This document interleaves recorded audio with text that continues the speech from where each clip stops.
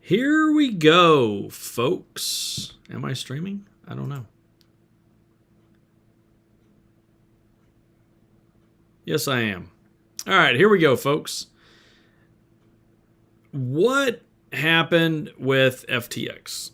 All right, so for those that don't know who I am, let me introduce myself. I am Alan Clayton. I am actually a licensed financial professional, have been for 20 years. It is my job, my duty to follow this stuff. And I get a lot of people asking me about what do I do with crypto? How do I invest in crypto? And my answer is always the same. Look, anybody who's licensed in the industry is not allowed to advise you on crypto. So, and there's a reason for that. It's partially because there is so much risk with crypto. So much risk for crypto. There is no license. There's no registration. There's no test you can take to become certified with becoming a crypto expert. There just isn't one. And hold on a second. I'm trying to do something here. Am I live? Yes, I am. Hold on. All right. So, one of the things you have to look at when you're looking at what's going on with crypto now. Back to my whole thing with why people who are licensed cannot really advise you on crypto. In order for an asset to be advised on, there has to be an actual asset. Crypto is just code. There's no way to determine the actual value of a cryptocurrency or a crypto coin. It is whatever the market value is. Whereas if you're looking at a stock or an option, a mutual fund, a commodities contract, it doesn't matter. There's an actual asset to base that information on. You can do calculations to determine the value of it, the projected value of it, where it came from, where it's going. You don't have that with crypto. It's just code. That's it. So one of the things that I looked at when I was researching crypto was, number one, where are a lot of these companies registered? And for one, FTX is registered in the Bahamas. That is a huge red flag, by the way, if a company is registered in the Bahamas. As someone who played online poker for years, one of the challenges and one of the things we had to be careful of was all of those companies were registered in the Bahamas. So they were trying to skirt U.S. law, U.S. regulations. So crypto is not regulated. It's not regulated. There's no, the exchanges aren't regulated. The tokens aren't regulated. The white papers are just, there's no organization, there's no registration organization that oversees any of this stuff. So if you want to really know what's going on with FTX and with what may continue to be going on in crypto, is you have to go back and you have to study the Great Depression. And you have to look at the Securities Act of 1933. Why did it come about? And look, man, the Securities Act of 1933, the purpose of registration, the primary means was to get disclosure of important financial information. So again, if you're investing in a company, a mutual fund, an options contract, a commodities contract, there is financial information about that. If you were to invest in a company, pick any company in the stock market, you can actually go to their books. You can look at their books and examine them. You can ask questions. You can actually call investor hotlines and ask questions. You can send emails. In some instances, you can even visit the businesses. You can check them out. You can ask questions. You can talk to employees. You can talk to management. There's an actual tangible asset there. With crypto, again, it's just code. So the Securities Act of 1933 was done so that you had to register the security. But the thing was, when you registered it, you submitted paperwork to the SEC, and they don't guarantee that the information is accurate. They don't come out and say, "Yep, this is accurate." They look at it and they say, "Okay, looks pretty good." They send it back to you. Then you can move on with your IPO. Again, they do not guarantee the information. Now, why did this come about? Because in the 20s, we had a massive explosion in growth in the economy. Lots of people were borrowing money for purchases. They were investing in the stock market. They were getting wealthy. They saw the stock market just kept going up, and they go, "I'm going to get in the stock market. I'm going to make a ton of money." And eventually it all fell apart because there was too much debt. And in some cases, even on Wall Street, stockbrokers, they were selling stock certificates of companies that they were just making up at their desk. Companies didn't even exist. Then when these people would come back to get their money, they'd cash in their stock certificates. They didn't have it. Margin debt was a big thing. A lot of brokers, you can't even call them brokers because it wasn't a registered thing. But the people that were providing the service, they were the sales guys, basically. They're selling you stock certificates. They were loaning money out at like 10 to 1. So you give them $1, they'll give you 10. And then you give them so it was a giant Ponzi scheme built on sand that eventually ended up in a dumpster fire. And then the Great Depression happened. When the Great Depression happened, when the stock market crash in 1929 happened, there were rules put in place. You now had to register these items. So you have to put things on documents like your actual physical address. You have to submit papers, documents of the company. And are they, your balance sheet, your income statement. You have to submit these things to the SEC to get it approved, not certified. You're just approved. And then the next year was the Securities Act 1934, which registered the people and the markets. So right now what we have going on in crypto is you have a ton of people on this platform that pump crypto like crazy. Not licensed. This guy actually is now. But for the most part, not licensed, have no idea what they're doing, and they're promoting the crap out of this stuff.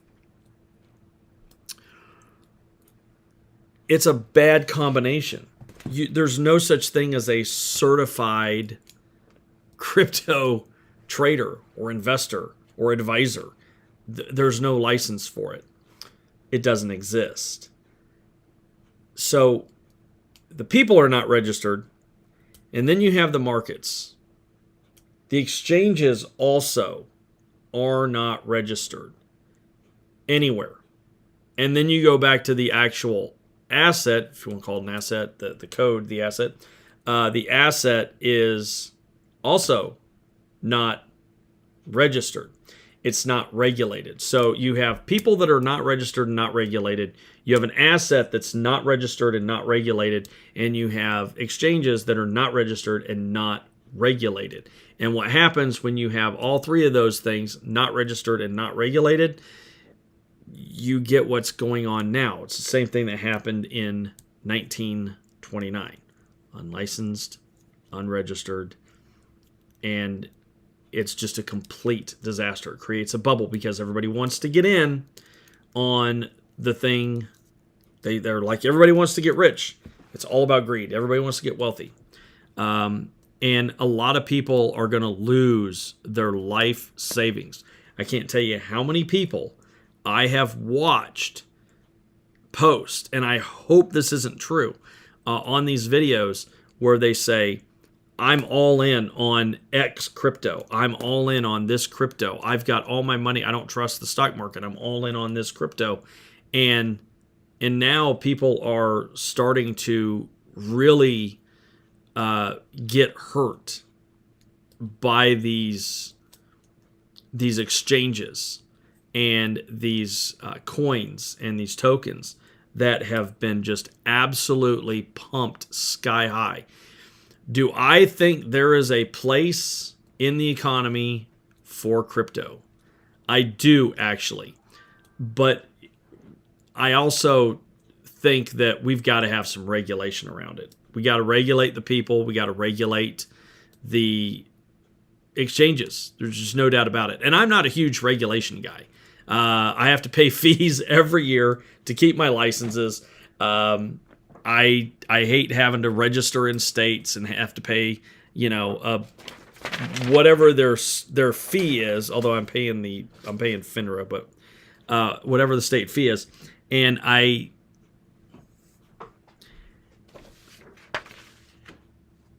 not a huge regulation guy, but in my time in this industry, this is one of those industries that needs to be regulated. There is such a thing as overregulation, but yes, the banking, finance, investments, they need to be regulated because you're dealing with other people's money, and when you have, like on this platform, you have a slew of people who pumped FTX. I mean, you look at who is,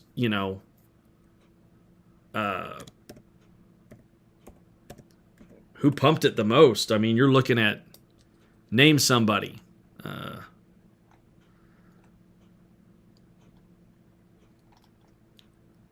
And they come on, and how many times did you see videos where they say, oh, this is the next big one. This is the next big one. That hurts people. I really hope that you weren't one of those that fell prey to this. But yeah, we've got to have regulation in the industry around crypto. Again, the 1929 crash, that is, we're looking at the same thing with crypto. The crash in 29 was because the market wasn't regulated, investments weren't regulated, and we're going through the same thing now. And we saw the same thing back in 99, but the dot-com boom was different. That was really just a case where people were just throwing money at websites. This is different. This has been billed as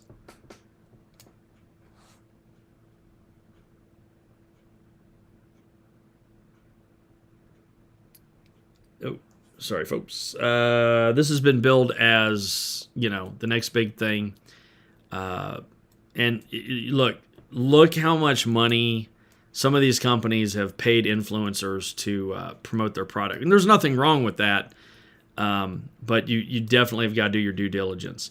So I think I'm going to wrap this up. Hope I didn't ramble too much. But this is one of those things that just was eating at me. That I wanted to get out, and this is actually a number one reason why I decided to come on social media, was to put education out there, and I just There's just too many people out there who have no idea what they're doing. If you are not sure if the person that you are watching on any social media platform has any experience whatsoever in the finance industry, you can go to brokercheck.finra.org. And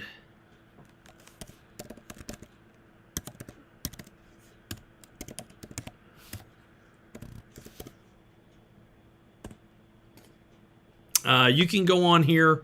You can look up anybody. You can look up anybody that's was on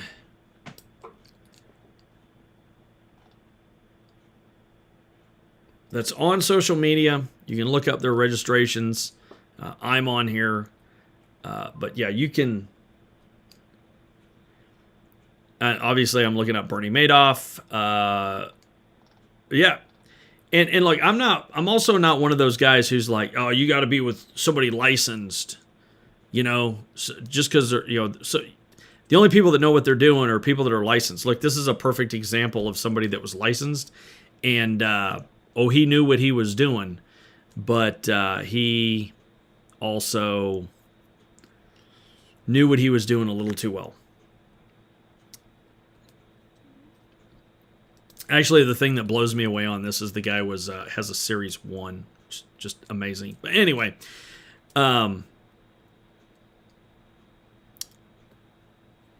what's important about having a license, and I've been on both sides of the equation as far as being licensed and being unlicensed, and I am not anti, hey, go out and learn stuff, get educated, go out and invest for yourself.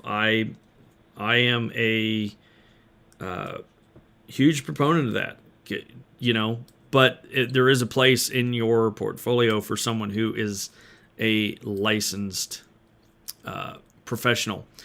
And I will say this.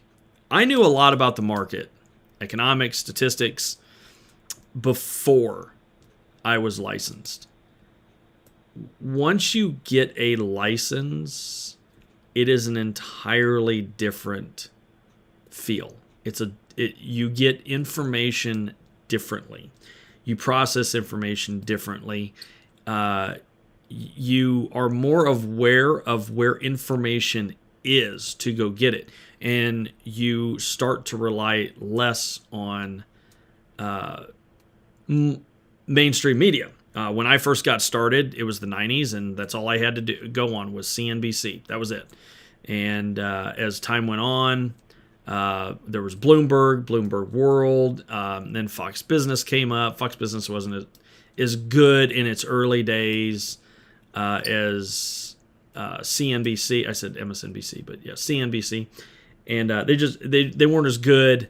And then you get a license, and then you find out, oh, wait, there are way better ways to get information than from the mainstream media, because you are hanging out with other people, other like-minded people that are in the industry.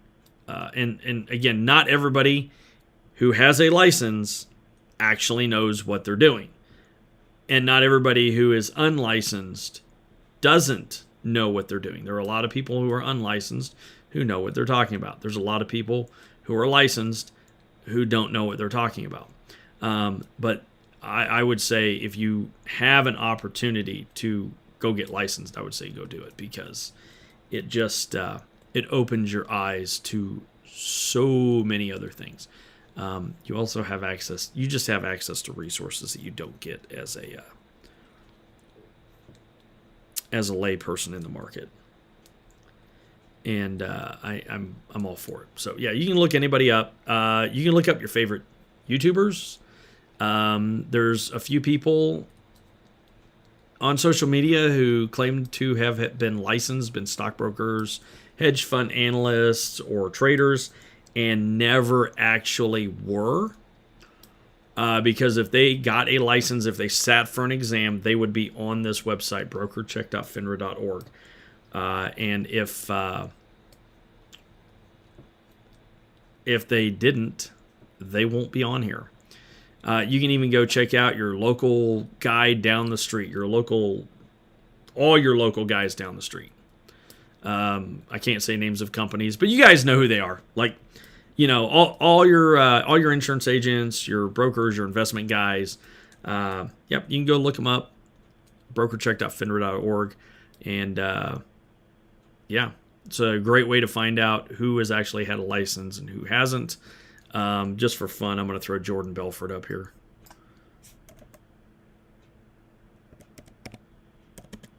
Because, it's always fun to look these guys up, because then you can kind of look and see what they... Hard to believe that Jordan Belfort was only licensed for 6 years.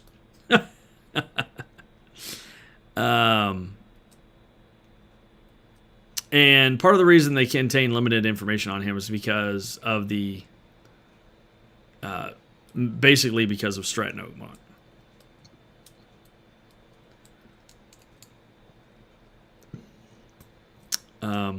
But yeah, so you can look up anybody, see if they had a license. And I hate to keep harping on it, but man, as long as crypto is unregulated and unregistered, I really, don't look. It's just got to be registered. It just has to be. That's the way it is. If any security is registered and they have an asset behind it, crypto doesn't have an asset. So anyway, I am rambling now, so I'm going to go ahead and cut this off. And I think I'll be over on TT. I'm live on TT every Sunday through Thursday night, 9 p.m. to 11 p.m. Central Time. So, and then we post videos on here periodically, not as frequently as we could or should, but yeah, that's what's going on, folks. What's going on with FTX? History is what's going on with FTX. If you're not registered, not regulated, you get a situation like 1929. That's all I got, y'all. And Frazzled Dad out. If I can find my